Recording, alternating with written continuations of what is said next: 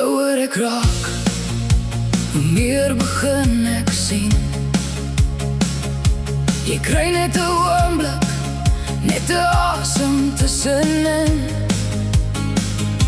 Die lewe gebeur, terwyl jy daarin staan. En voor jy dit besef, is daai oomblik klaar gedaan. En hoe ouer ek raak, hoe duideliker het word. Dis nie geld of goed wat maak dat jy behoort. Dis die mense wat jy lief het, wat jou ryk maak elke dag. En as hulle 'n fontein van jeug kry, sal ek nie eers daarvan vat.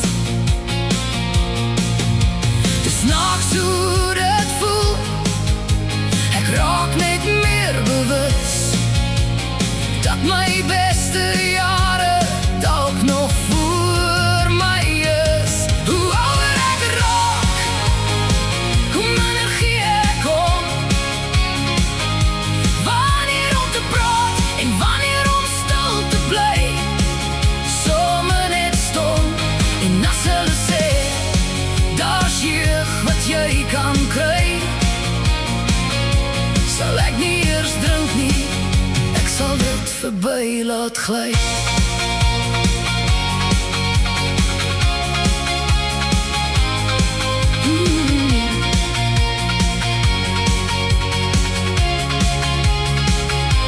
Hoe ouer ek raak, hoe kleiner word my kroon.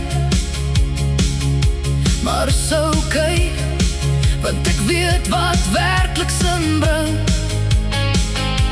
Die paar wat oorbly, staan altyd by my kant. En dis al wat ek nodig het, ek vat dit in my hand. Ek tel nie meer die lyne van lag en van seer. Dis herinneringe wat my sterker maak elke keer. Elke traan en elke oomblik wat ek voel, is deel van die storie wat my lewe bedoel.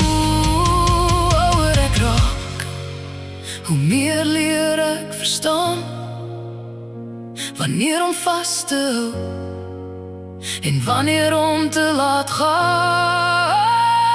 En al sou daar 'n fontein van jeug bestaan, sou ek nie eers drink nie, ek sal net aanbeweeg en aangaan.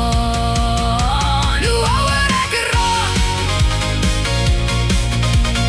hoe meer sê ek dankie vir vandag, vir die lewe wat ek het, en elke nuwe môre.